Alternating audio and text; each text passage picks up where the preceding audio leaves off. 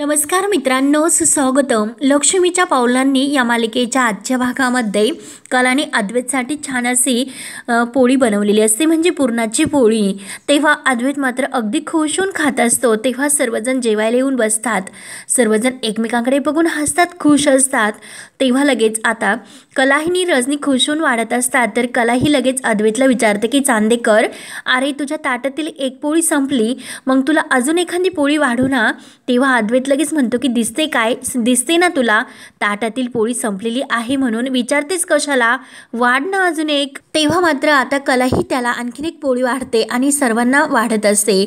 संगीता सुद्धा आता सर्वांना जेवण वाढत असते आणि रजनी सुद्धा. तेव्हा मात्र आता वाढता वाढता संगीताकडून थोडीशी चूक होते आणि ती रोहिणीला हात जोडते. त्यानंतर मात्र आता कलाही रजनीला म्हणते की रजनी मॅडम, अहो तुम्ही सुद्धा जेवायला बसा, मी तुम्हाला जेवण वाढते. तेव्हा रजनी म्हणते की हो कला, जरा थोडंसं वाढून घेते आणि मग बसते. त्यावर कला म्हणते की हो चालेल आणि कलाही सर्वांना वाढत असते आणि आजोबांना विचारते की आजोबा अजून एक पोळी वाढू ना तुम्हाला. तेव्हा आजोबा म्हणतात की नको, मला पुरी झाली आता. तेव्हा मात्र आता अद्वैत लगेच म्हणतो की फेल, तुझी पुरणपोळी फेल, म्हणजे आबा आणखीन घेत नाही. त्यावरून मात्र त्यांना तुझी पुरणपोळी नाही आवडली. त्यांनी तर पोळी घ्यायला हवी, नाही घेत म्हणजे काय, फेल बर का, तुझी पुरणपोळी फेल. तर कला म्हणते की हो का, अरे चांदेकर तुझी तर चौथी पुरणपोळी चालू आहे आणि आज मात्र अर्धा डझन तर उडवशील असं मला वाटतं. आणि काय तुला आवडली ना, म्हणजे मला जमली असं दिसतंय. ऍडजस्ट करून घेणारा माणूस आहे का तू. वरती अद्वैत म्हणतो की मी कुठे ऍडजस्ट करून घेणारा माणूस आहे. त्यावरती लगेच कला म्हणते की हो ना चांदेकर जरा ऐक ना. तर सरोज लगेच रागाने कलाकडे पाहतच असते. कला म्हणते की अरे चांदेकर, मी तुला काय म्हणते, अरे तू ऍडजस्ट वगैरे कशाला करतोस. अद्वैत सरांना ऍडजस्टमेंटची काही सवय नाही, दे राहून दे, म्हणून ती त्याच्या ताटातील पोळी काढून घेत असते. तेव्हा अद्वैत म्हणतो की अगं काय राहून दे ना, डोक्यावर पडली की काय तू, ताटात वाढलेलं कोणी काढून घेत असतं का.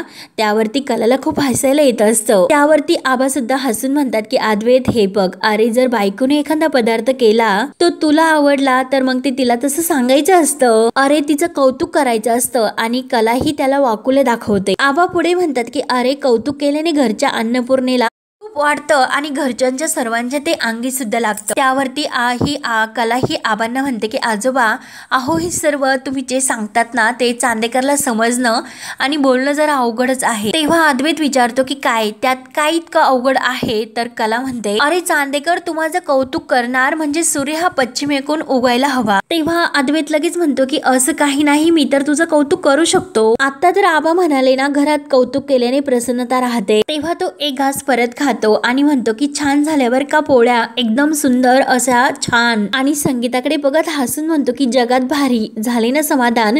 तेव्हा संगीताला तर हसायला येतं. सरोज मात्र आता ही सर्व रागानेच पाहत असते. तेव्हा कला म्हणते की अरे तो अगोदर वेगळाच बोलला होता आणि आता मात्र वेगळाच बोलतो. तर लगेच अद्वैत त्यावर म्हणतो की तेव्हा मी खोटं बोललो होतो, आता मात्र मी खरं बोलतो. झाली ना तुझे समाधान, तुला काही प्रॉब्लेम आहे ना. तेव्हा कला म्हणते की काही नाही. तर अद्वैत तिला म्हणतो की आता बघत का उभी राहिलीस, वाढ ना मला ताटात पोळी, पोळी नाही राहिली ताटात. तेव्हा कला अगदी खुशून त्याला पोळी वाढते. अद्वैत म्हणतो की त्यावर तूप. कला म्हणते की अरे वाढते. तेव्हा कला ही खुशून वाढत असते. सरोज आणि रोहिणी मात्र त्या कलाकडे लक्ष ठेवूनच असतात. तेव्हा कला मात्र आता खुशून अद्वैतकडे पाहत असते. त्यानंतर मात्र आता संगीता, नैना आणि रजनी ह्या चहा घेत असतात आणि त्या संगीता आणि या गप्पा सुद्धा त्यांच्या सुरू असतात. संगीता म्हणते की कला, अगं आज ना ह्या पुरणपोळ्या आहे ना, जावई बापू म्हटले ना जगात अशा भारी झाल्या होत्या. आणि हे बघ जावई बापूंच्या चेहऱ्यावर तू बघितलंस का, कसे तृप्तीचे भाव होते. तेव्हा रजनी म्हणते की हो वहिनी, हे मात्र अगदी खरं आहे. त्यावरती कला म्हणते अगं आई, एवढा तो आनंदी होता तरी सुद्धा खूपसट काढून काढून सुद्धा तो माझ्याबरोबर वाद करत होता. नैना मात्र अगदी रागाने हे सर्व ऐकत असते. तर कला हे असं म्हटल्यानंतर संगीता तिला समजावून सांगते की अगं बाळा, त्याला प्रेम म्हणतात, प्रेम असतं ते, असे डायरेक्ट कोणी सांगत नसतं. आणि हे नवरा बायको मध्ये असणारं लुटूपुटूचं भांडण आहे ना, त्याकडे जरा आपण कानाडोळा करायचा असतो. अगं तू बघितलंस ना, इतका मोठा चांदेकरांचा बिझनेस तो माणूस सांभाळतो, पण किती निरागस आहे ग तो. आणि तेवढ्यात मात्र तेथे नैना कॉफी पित असते आणि तिच्या मोबाईलवर सौरभचा मेसेज येतो की पैशाची व्यवस्था झाली का. तर आता तो मेसेज बघून नैना मात्र खूप आणखीन टेन्शन मध्ये येते. तेव्हा नैना सुद्धा त्याला टाईप करून मेसेज पाठवते की तू थोडासा धीर धर, मी तुला पैसे देईलच, सारखं सारखं तू माझ्या मागे लागू नकोस. तेव्हा सौरभ सुद्धा नैनाचा मेसेज वाचून म्हणतो की आणि परत मेसेज पाठवतो की तू काही पण कर, मला तुझ्याशी काही घेणं देणं नाही, पण पैशाची व्यवस्था मात्र नक्की लवकर कर. आणि तेवढ्यात मात्र अद्वैत तेथे मस्त असा झोप काढून येतो. तर लगेच संगीता उठायला सुरुवात करते. तर अद्वैत म्हणतो की नाही, अहो बसा, कुठे जातात तुम्ही. आणि खाली बसल्यानंतर म्हणतो की छान अशी मस्त झोप झाली. दुपारी खरंच काय जेवण झाले होते, काय कमाल अशा पुरणपोळ्या झाल्या होत्या, वाव जवाब असे म्हणत असतो. तर कलाला खूप हसायला येत असतं आणि रजनी, कला, संगीता एकमेकींकडे बघून खोशून हसत असतात. तेव्हा कलाला हसताना पाहून अद्वैत म्हणतो की लगेच खेकी करू नको. आता माझ्या लक्षात आले की मिसेस खरे, अहो पुरणपोळीसाठी कणिक मात्र तुम्ही भिजवून दिली होती ना, तरी म्हटलं की मी हिच्या हाताला कुठून चव आली. तेव्हा कला म्हणते की हो का, मग संध्याकाळी बघ ना मी तुला काय जेवायला देते, दुपारच्या पुरणपोळीची आठवण काढून काढून रडत जेवशील. तेव्हा रजनीला तर हसायला येतं, पण संगीता कलाला म्हणते की अगं गप्प बस ना, अगं मी तुला आत्ताच सांगितलं नाही, असं लोटूपुटूचं भांडणं हे नवऱ्याचं प्रेम असतं. अगं नवऱ्याची सेवा आपण करायची असते, पुण्याचं काम असतं ते. तू ना असं कर की त्यांना जे जे आवडतं ना ते करत जा. अद्वैत म्हणतो की हो हो बरोबर आहे आणि तुम्ही अगदी बरोबर बोलतात, ओरडा ओरडा, तुम्ही तिच्यावर ओरडा, तुम्ही समोर असतानाही माझ्यासाठी असं बोलू शकते, मग तुम्ही नसताना इमेजनच करू शकत नाही. आणि तरी बरं मी आपलं जे काही वाढून दिलेलं असतं ते गुपचूप खात असतो. तर कला रागाने म्हणते की हे बघ, जास्त लाडात येऊ नको, ती माझी आई आहे. तेव्हा अद्वैत हसून म्हणतो की एक्झॅक्टली म्हणूनच त्या तुला ओरडतील. आणि उठतो आणि कलाला म्हणतो की दे टाळी, हात पुढे करतो. तर कला म्हणते की हे बघ, तुला काही टाळीबिळी नाही मिळणार, थांब मी आता तुला पाहते, कडूच कॉफी तुला प्यायला देते. म्हणून कला ही कॉफी करायला निघलेलीच असते. पण तेव्हा समोरून सरोज येते आणि सरोजच्या हातामध्ये एक तो असा पारंपरिक दागिना असतो, सोन्याचा तो हार. तेव्हा सरोज अद्वैतला म्हणते की अद्वैत मला तुझ्याशी जरा बोलायचं. अद्वैत लगेच उठतो आणि आई बोल असे म्हणतो. तेव्हा सरोज आपल्या हातातील जो हार असतो तो दाखवते आणि हा आपला सर्वात जुना आणि प्रीमियम कलेक्शन आहे. तुझ्या पंजोबांनी जेव्हा चांदेकर ज्वेलर्स हे पहिल्यांदा सुरू केलं होतं त्यावेळी हा हार बनवला होता. त्यामुळे आता या हाराच्या आपल्याला डिझाईन्स मध्ये खूप काही चेंजेस करायचे, त्यासाठी हा हार आता तू तुझ्याकडे ठेव.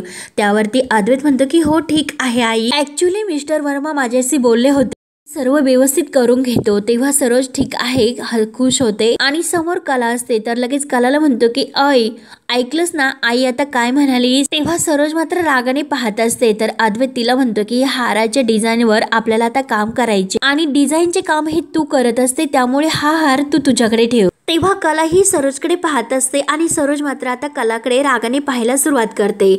संगीताला मात्र आनंद होतो. तर अद्वैत त्या कुणाकडे लक्ष देत नाही आणि तो कलाला सांगायला सुरुवात करतो की ऍक्च्युली माझ्याकडे याचे डॉक्युमेंट प्रिंटेड कॉपी नाही, त्यामुळे हा हार रेफरन्सला ठेवून आपल्याला डिझाईन करावे लागतील, वेगवेगळी अशी कॉम्बिनेशन करून आपल्याला हे डिझाईन्स बनवावे लागतील, पारंपरिक परंतु मॉडर्न अशी हवी तशी डिझाईन. जरा तू विचार कर, पण लगेच नाही, परंतु जरा वेळ सुद्धा तू त्याच्यासाठी घे, परंतु हे काम आपल्याला वेळेत पूर्ण करावे लागेल. आणि एक गोष्ट लक्षात ठेव की हा हार खूप महागाचा आहे, याची आता मार्केटमधील जी काही किंमत असेल 20 किंवा 22 लाख असेल. तेव्हा मात्र ही किंमत ऐकल्यानंतर मात्र आता नैनाला धक्का बसतो आणि संगीताला सुद्धा खूप मोठा धक्का बसतो, कारण आतापर्यंत इतकी महाग किंमत हारांची त्यांनी कधीही ऐकलेली नसते. आणि आता नैनाच्या डोक्यामध्ये त्या हाराविषयी एक प्लॅन येतो, जे काही होत असतं ते अगदी तिच्या मनासारखं घडून येत असतं. म्हणून ती आता तो अद्वैतने कलाकडे ठेवायला दिलेला हार चोरणार असते. तेव्हा अद्वैत तो हार कलाकडे देतो आणि तिला सांभाळून ठेव असे म्हणतो. तेव्हा नैनाचे तर अगदी मनासारखे होते आणि आता तिच्या डोक्यामध्ये हा प्लॅन येतो की हा हार चोरायचा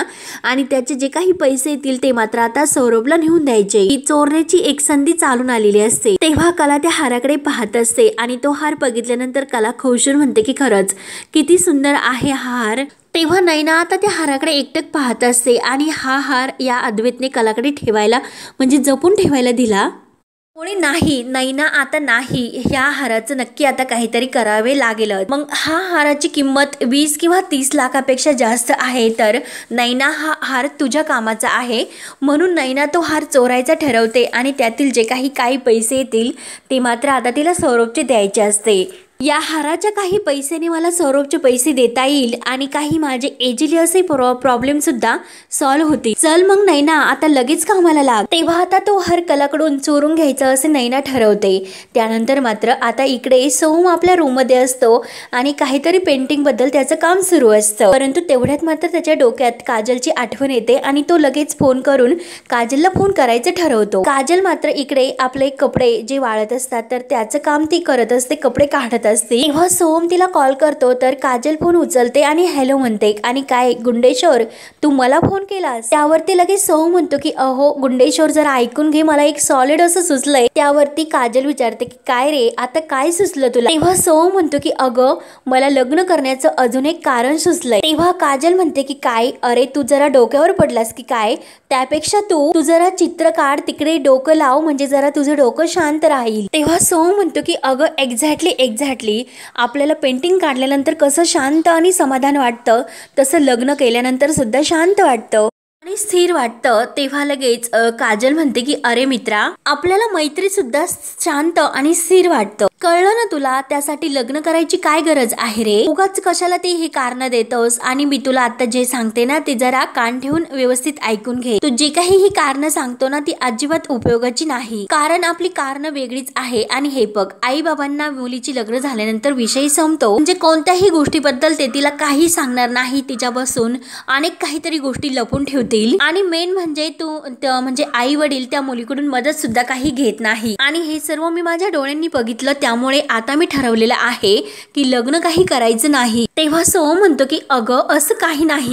हे बघ, संगीता काकी कशा आमच्या घरी येऊन राहतात, किती कम्फर्टेबल आहे, मग तसेच आपल्याला नंतर सुद्धा करता येईल. तेव्हा काजल तर ही आश्चर्याने धक्का बसतो आणि ती सोहमला विचारते की अरे आपल्याला म्हणजे नेमकं तुला काय म्हणायचं? सोहम खूप घाबरतो आणि सोहम म्हणतो की आपल्याला, तू सारखं म्हणत असते ना की ते आपल्याला, तसेही मला सुद्धा सवय लागली अगदी तुझ्यामुळे. मी तुला असं म्हणणार होतं की तू ज्याच्याबरोबर लग्न करणार आहे त्याच्याकडे तू काका आणि काकूंना तिकडे जाऊन राहू शकतात लग्नानंतर, असं मला म्हणायचं होतं. तेव्हा काजल म्हणते की मी आणि त्यांना बोलावणार आणि ते येऊ शकतात, असं काही कसे बोलतोस रे तू? सोड ना यार. अरे मी तुला एकदा सांगितलं की आपल्याला लग्न नाही करायचं म्हणजे नाहीच करायचं. म्हणून काजल लगेच वैतागून फोन ठेवून देते.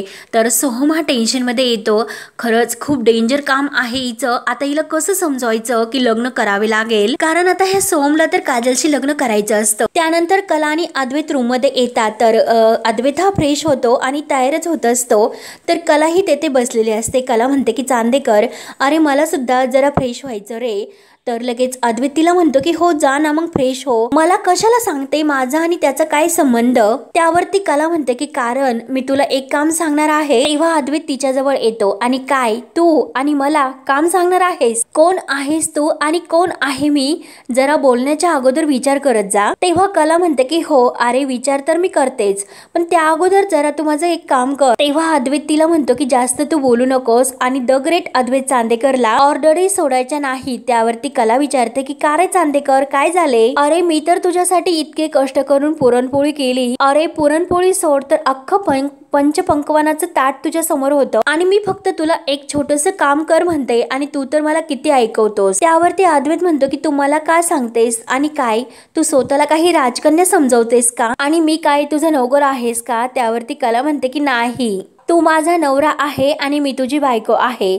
त्यावरती अद्वैत चिडतो, गप्प बस. हे बघ, नवरा आणि बायको, नवरा बायको असा टाइमपास करू नकोस. इरिटेट होतो मी, तुला किती बोर कल्पना आहे ते कळते का? अगं एक नंबरची तू मतलबी आहे. तर कलाला खूप राग येतो. कला म्हणते की काय, मी बोर करते तुला? मी मतलबी आहे का? हे बरं सुचलं तुला. मी कष्ट करू आहे, मी किती लवकर उठून तुझ्यासाठी पुरणपोळी बनवली, ते सर्व तुला नाही का दिसत? म्हणजे हे बघ, तुझ्यासाठी मरमर करायचं, पुरणपोळी तयार करायची, तुझ्या तुझ्या आवडीचं जेवण बनवायचं आणि जेवण झाल्यानंतर कॉफी द्या आणि त्यानंतर मात्र मध्ये मध्ये येऊन तुझी भांडणं सहन करा आणि तुझे सर्व नखरे सुद्धा सहन करायची आणि एवढे करून सुद्धा मीच मतलबी असे तू म्हणतो. अरे मतलबी मी नाही तर मतलबी तू आहेस. नाही चांदेकर, आता मात्र मी माझ्या आईला सांगणार आहे की बघ की ज्याचा तुला इतका पुळका आहे तुझा जावई तुझ्या मुलीशी कसं वागतो ते. त्यावरती अद्वैत म्हणतो की हो हो सांग सांग. त्यांचा तर अजिबात विश्वास तुझ्या बोलण्यावर नाही बसणार आणि जोरजोराने अद्वैत हा करत हसत असतो.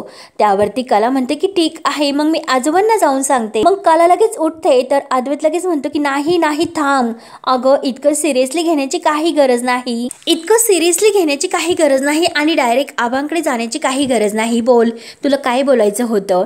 तेव्हा लगेच कला सुद्धा त्याची ऍक्टिंग करते आणि आहा हा असं मोठ्याने हसते. अशी मी हसणार नाही आता, कारण मला माणसांची कदर आहे, कळले ना तुला चांदेकर. आणि मस्त तोऱ्यात सोफ्यावर बसते तर अद्वैत तिला विचारतो की बोल ना आता तुला काय म्हणायचं होतं. कला म्हणते की अरे मला फ्रेश व्हायचं, मग त्यासाठी तुम्हाला कपाटातून एक साडी टॉवेल काढून दे जरा प्लीज. तर अद्वैत म्हणतो की काय मी. तेव्हा कला लगेच म्हणते की काय रे त्या दिवशी तर कपाटाला अगदी चिटकून उभा होता, मग आता दे की काढून. तेव्हा आता अद्वैतला शेवटी ऐकावंच लागतं आणि लगेच तो कपाटाजवळ जातो आणि कपाट उघडतो आणि कलाला विचारतो की कुठली साडी देऊ.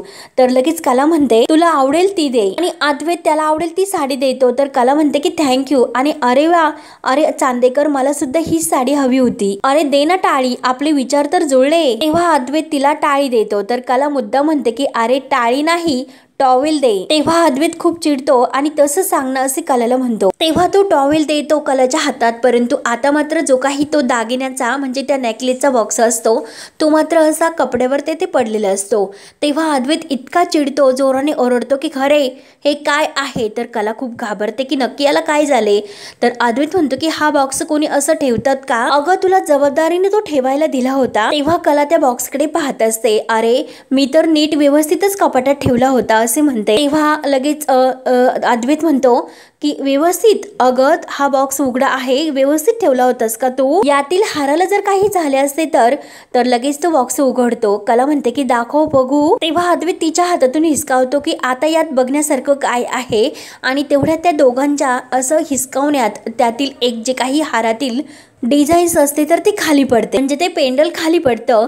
तेव्हा अद्वैत म्हणतो की तू खरंच किती मूर्ख आहेस, नॉनसेन्स आहेस का तू, तुला काही कळते का, कुठे गेले ते अगोदर बघ ते पेंडेल. तेव्हा कला म्हणते की तुझ्या धूस मुसळेपणामुळे ते पेंडेल खाली पडलं, तू कशाला हिसका दिला रे, म्हणून कला सुद्धा खूप ओरडते. तर अद्वैत म्हणतो की गप्प बस. कला म्हणते की तूच गप्प बस, शांत बस, येते मी शोधते की पेंडेल कुठे गेले. आगाऊ कुठला म्हणून कला खूप ओरडते, म्हणून कलाही ते पेंडेल शोधत असते आणि अद्वैत सुद्धा ते शोधत असतो. तेव्हा अद्वैत चिडतो की हे सर्व तुझ्या हलगर्जीपणामुळे झालेलं आहे. तेव्हा कला म्हणते की माझ्या आणि काही कसे बोलतोस रे. तर अद्वैत बघता बघता म्हणतो की मग कुणामुळे झालं, मला काम करायला सांगते आणि अगोदर स्वतःला दिलेली काम नीट करत जा, म्हणून तो बेडच्या खाली आपलं डोकं घालतो. तर कला लगेच आपलं डोकं वर करते आणि त्याला बोलायला सुरुवात करते. तर कला खाली वागते तर तोच अद्वैत बोलत असतो. तेव्हा कला जेव्हा खाली डोकं घालते तर अद्वैत डोकं वर करतो.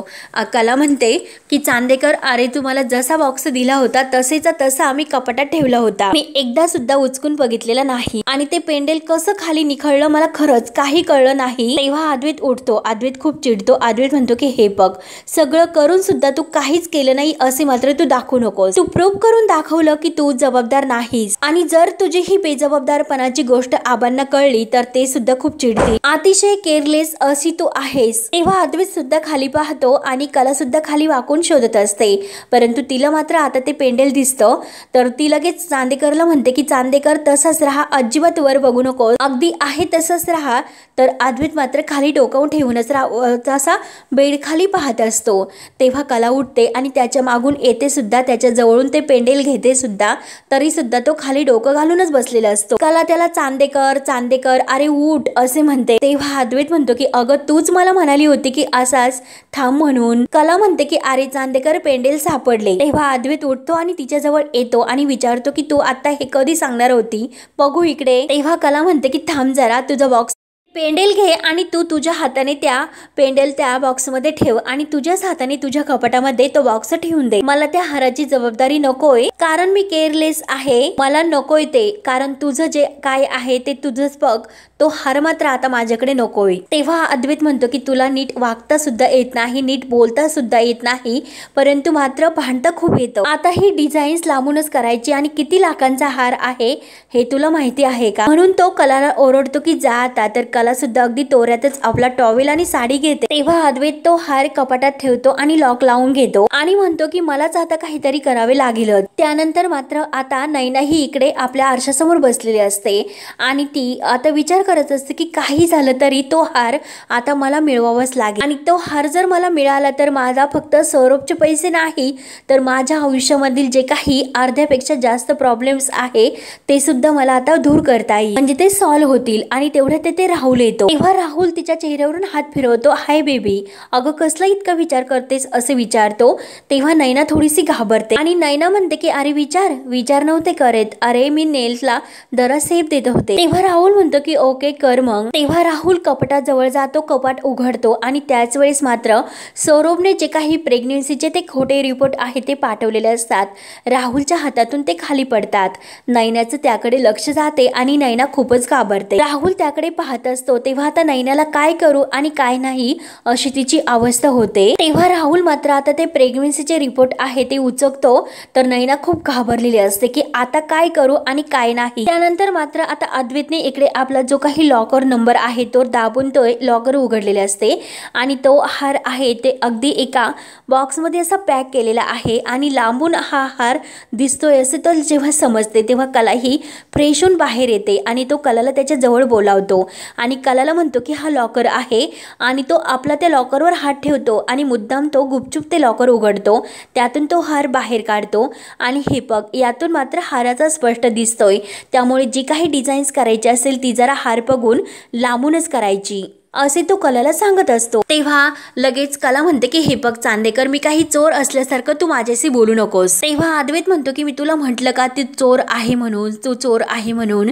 तर कला म्हणते की हे बघ नाही, मी तुझे आरोप सुद्धा सहन करून घेणार नाही, कारण मी चोर नाही। मी तुला अगोदर पासून तेच सांगण्याचा प्रयत्न करते की अरे तू मला जसा बॉक्स दिला होता अगदी तसा मी कपाटात ठेवून दिला होता, तू मात्र माझं काही ऐकून घेतच नाही, सारखं आपलं स्वतःच म्हणणं मान्य करण्याचा प्रयत्न करतोय। त्यावरती अद्वैत म्हणतो की काय ग, तू कधी स्वतःची चूक मान्य करतेस का? त्यामुळे आता काही असो की हा लॉकर आहे आणि हा बॉक्स, आता हा हार लॉकर मध्येच राहणार आणि तो ते बॉक्स उचकतो आणि उघडल्यानंतर म्हणतो की आता हे पेंडेलचं काय करायचं? तेव्हा लगेच कला म्हणते की आता डिंक लाव आणि चिटकव। त्यावरती अद्वैत म्हणतो की काय ग, तू डोक्यावर पडलीस का? तर कला म्हणते की नाही, तू डोक्यावर पडली, अरे तुम्ही तर सोन्या चांदीचे व्यापारी आहात, मग तुला माहिती नाही का पेंडेलचं काय करायचं? अरे आता ती हुक त्याला अडकून ठेव, उद्या तुझ्या वर्कशॉप मध्ये घेऊन जा, त्याला चटका लावून घेऊन ये, आहे तसं होईल ना पहिल्यासारखं? तर अद्वैत लगेच म्हणतो की लावून दे। तर कला म्हणते की काय? तर लगेच अद्वैत म्हणतो की मूर्ख आहेस का तू? आता तूच म्हणाली होती ना लावून घे म्हणून हुक, मग तू लाव ना तुझ्या स्वतःच्या हाताने। तेव्हा लगेच कला म्हणते की हे बघ, मला त्यासाठी त्या हाराला आणि त्या पेंडेलला हात लावावा लागेल, तुला ती चालणार आहे का? नाही, म्हणजे मी हात लावल्यानंतर त्यातील 1 ग्राम सोनं कमी व्हायचं आणि तो किती लाखांचा आहे तुला माहिती आहे ना? तर अद्वैत म्हणतो की नाटक करू नकोस, तू हात न लावता काम करणार आहेस का? कर आता ते का? कला विचारते की नक्की ना, बघ बर का, विचार कर, आणि विचारलेलं बरं असतं बाबा। त्यावरती अद्वैत चिडतो आणि तुला सांगितले ना एकदा की कर म्हणून। तेव्हा कला लगेच ते व्यवस्थित ठेवून देते आणि व्यवस्थित बॉक्स सुद्धा लावते, पेंडेल सुद्धा व्यवस्थित ती कडी घालून देते। तर अद्वैत लगेच म्हणतो की बास अगं तू बॉक्स आता खाली पाडशील। तेव्हा कला चिडते आणि काय रे चांदेकर, जगातील असं 9 आश्चर्य आहे, तुझ्यासारखा स्वार्थी माणूस अरे जगामध्ये शोधून सुद्धा सापडणार नाही। तेव्हा अद्वैत पुन्हा त्याच्या लॉकरचा तो नंबर दाबतो आणि तो हार त्यात ठेवून लॉक करून घेतो। कला मात्र आपले डोळे झाकून घेते। तर अद्वैत कपाट लावून घेतो आणि बाजूला जातो। तर कला ही म्हणते की कसला माणूस आहे हा अद्वैत चांदेकर, एवढं मी त्याला सांगते तरी सुद्धा तो माझ्यावर संशय घेतो, एवढं होतं तर मला तो हार कशाला दिला याने, आघाऊ कुठला, म्हणून कला खूप वैतागते। तर हा भाग येथे संपतो। पुढील भागामध्ये अद्वैत आणि कला हे रात्री बेडवर झोपायला येतात तेव्हा त्यांचं ते तू मोमचं भांड चालू होतं लुटूपुटूचं। तर लगेच अद्वैत तिला म्हणत असतो की हे बघ रात्रीचं क्रिओस क्रिएट करू नको। तर कला म्हणते की हे बघ तुला सहन होत नाही नाही तर तू हेडफोन्स लाव। तर संगीता तेथून जात असते तर अद्वैत तिला म्हणतो माझ्याशी बोलताना जरा रिस्पेक्टनेच बोलायचं, म्हणून त्या दोघांमध्ये अगदी लुटुपुटूचं भांडण हे जोरात सुरू होतं। तर संगीता ही सर्व ऐकते आणि ती रॉकेटला म्हणत असते तुझे जाजी आणि कलाताई या दोघातील भांडण मिटण्यासाठी आणि त्या दोघांना एकत्र आणण्यासाठी आता आपल्यालाच काहीतरी करावे लागेल। तेव्हा अद्वैत पूर्ण रात्र झाली म्हणून खूप वैतागलेला असतो। रात्रीची सुद्धा हिने वाट लावून ठेवली तर कला ही मुद्दाम त्याच्या जवळ येते आणि आपला जो पदर असते तर तो अशी गुंडोळी करून त्याच्या कानात घालते। तेव्हा अद्वैत खूप चिडतो आणि काय चालले हे असं तो म्हणतो, रागानेच म्हणतो। तर कला म्हणते की हे बघ लाईट बंद कर। तेव्हा अद्वैत तिला म्हणतो की तू बंद कर। तर कला म्हणते की हे बघ लाईटचं बटन तुझ्या साईडला आहे, मग तू बंद कर। तेव्हा अद्वैत अंगावर घेतो आय डोंट केअर असे म्हणतो। तेव्हा कलाला खूप चिड येते। कला म्हणते की कसला आहेस हा, म्हणून खूप चिडते। तेव्हा आता पुढे काय काय होत राहणार हे पाहण्यासाठी आपल्या चॅनलला नक्की सबस्क्राईब करत राहा। धन्यवाद।